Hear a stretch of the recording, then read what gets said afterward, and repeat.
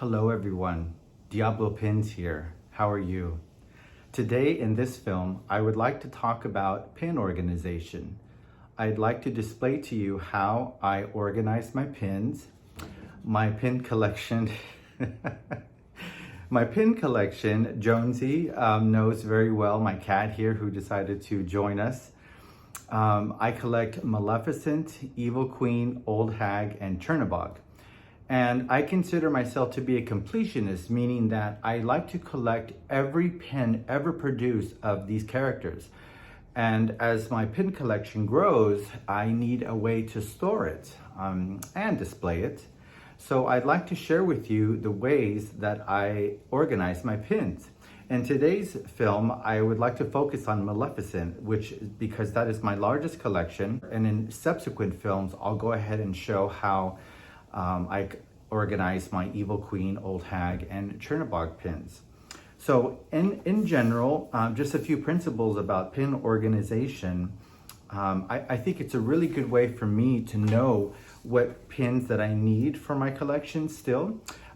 What I find when I go to parks or pin events is that I may not know if I have this particular pin or not, so I would go into my phone because I've taken pictures of all my pins, and if I don't have it, then great, I'll go ahead and trade for it, or I may want a duplicate to show on my lanyard. So just make sure it's a good way of just kind of keeping track of what you have.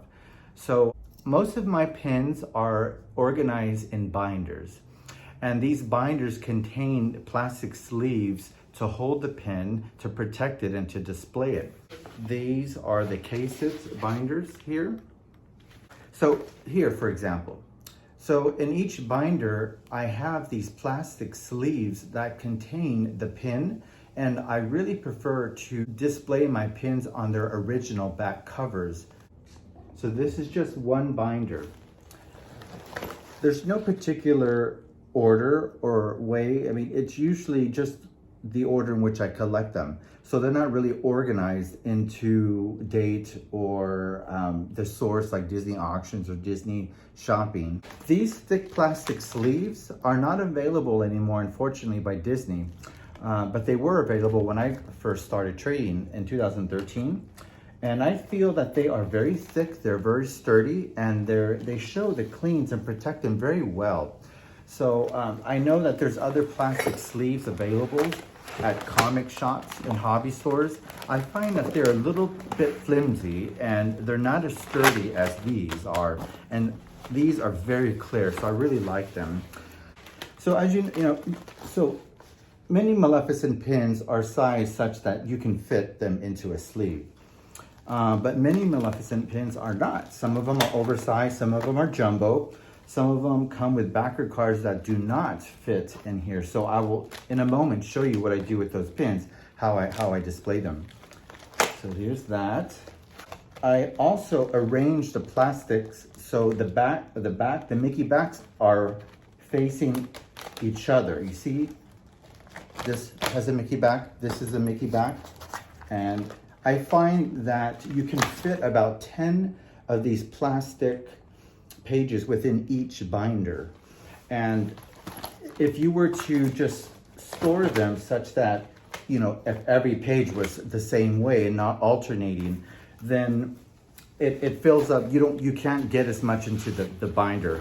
Whereas this way, I feel like you really pack in the plastic sleeve pages. But I want to show you how I store and organize my oversized and jumbo pins here. So for those, I also have them in binders. Maybe some of them come in. So Kasich makes these extra large, like king size bags that can hold a lot. This is a pin that's recently released by Artlet, a very beautiful pin. I display it with the artwork that came with it too. They're in plastic sleeves, or I should say envelopes. So they open up, you take this out, and I display these pins on thick white cardstock. So there's 2 cardstocks in each envelope. So this and this go together as one here. And they both fit into the clear plastic envelope.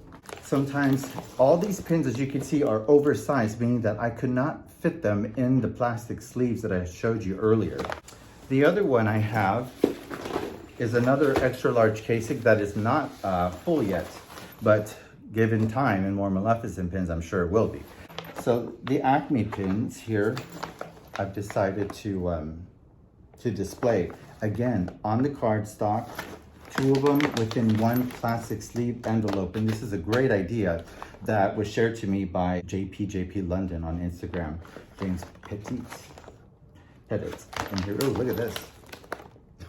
So these are all pins, obviously, that cannot fit in those sleeves, so I decided to fit them here. And I have 2 more.